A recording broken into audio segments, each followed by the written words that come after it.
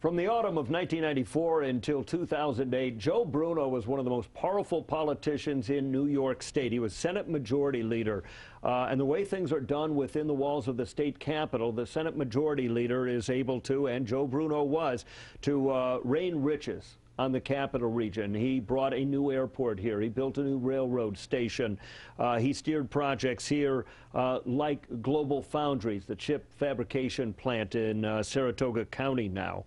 Now Joe Bruno is preparing to go on trial on allegations connected to his time in office.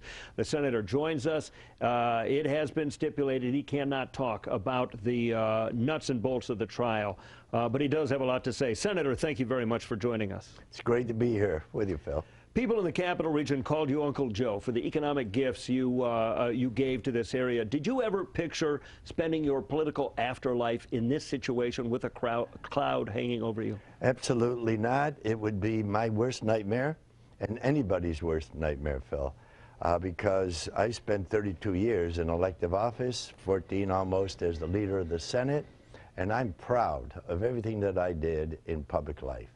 You can't talk about your trial, but we have spoken recently, and you have spoken about your feelings about the number of New York State legislators who have been accused or convicted in the last few years.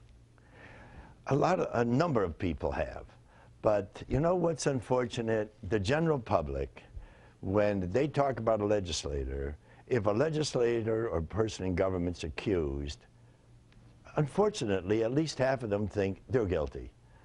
They must be guilty because they're in public life, and there's that sense, which is unfortunate and wrong, because percentage-wise, in business, in the professions, doctors, lawyers, they do things that are inappropriate. They get accused of, some get convicted. Same with legislators. But legislators and people in government who run in elective office, I got to tell you, we should be thankful that people will give up time, especially in a part-time legislature, from their family, spending time from their work to be in public service. That's what I did. So we should be applauding people. But yeah, it is too bad that some people fall off the wagon and they do things that are inappropriate, and that's too bad. You also said you feel if the legislature was made full-time, if a legislator had to take a leave from their business while they served, there would not be a conflict of interest, or if there was, it would be glaring and obvious. You think it would be good for voters? Well, see, the voters could change that with a referendum.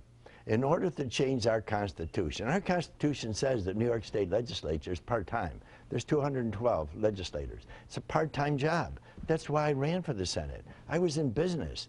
I'm the first businessman elected the leader of the Senate in anyone's knowledge, maybe in the history of the Senate. That's why I ran, part-time. That's what the Constitution was all about. Farmers leave their farms, businesses leave their businesses, doctors leave their offices. They legislate and they go back to their constituents.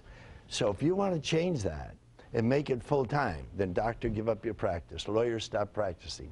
Then, or report every single thing that takes place financially in a legislator's life, one or the other. You said Governor Spitzer, and you saw eye to eye on this. You thought you might get it done, but Assembly Speaker Sheldon Silver didn't want to go along.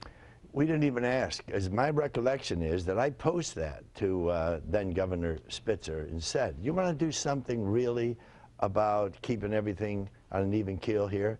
Then let's put a referendum together. We'll get it passed in the Senate to have a full-time legislature. Or, on the other hand, that every single cent that anybody takes in while in public office has to be recorded. Not over 5,000, not over 50,000, not generally the way it was, but specifically.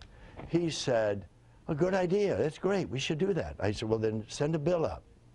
He said, oh, but I don't think that'll pass in the Assembly. Well, I said, that's your problem, that's your job.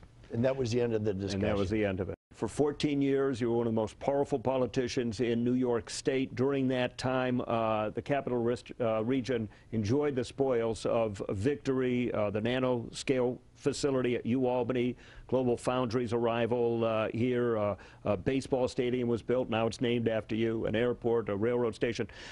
It's been stipulated we can't talk about the nuts and bolts of your upcoming trial, but recently I said on air, I get the feeling that a lot of people would prefer prosecutors leave you alone, regardless. What kind of reception do you get when you go out in public? Everywhere I go, everywhere I go. I was in Price Chopper Sunday, and I'm telling you, every other person in that place was shaking my hand, wishing me well.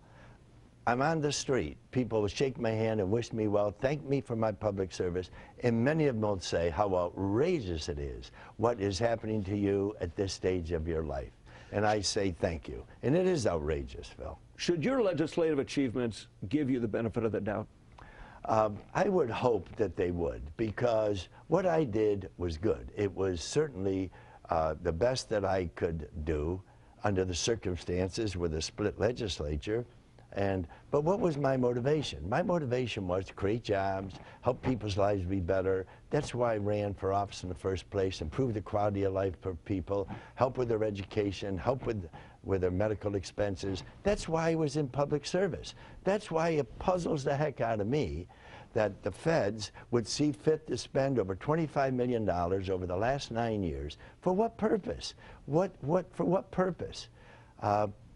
I guess in my life, I'm proud of all of the good things you mentioned and hundreds of others. I didn't do them by myself. I did them with the support of the others in the Senate, the governor's office, the Assembly. You can choose to answer this or not. Are you innocent of these charges? I am totally innocent of any charges. And Phil, I had my counsels review everything that I ever did.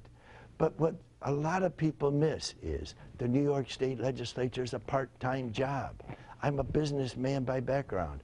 I had a perfect right to be in business constantly.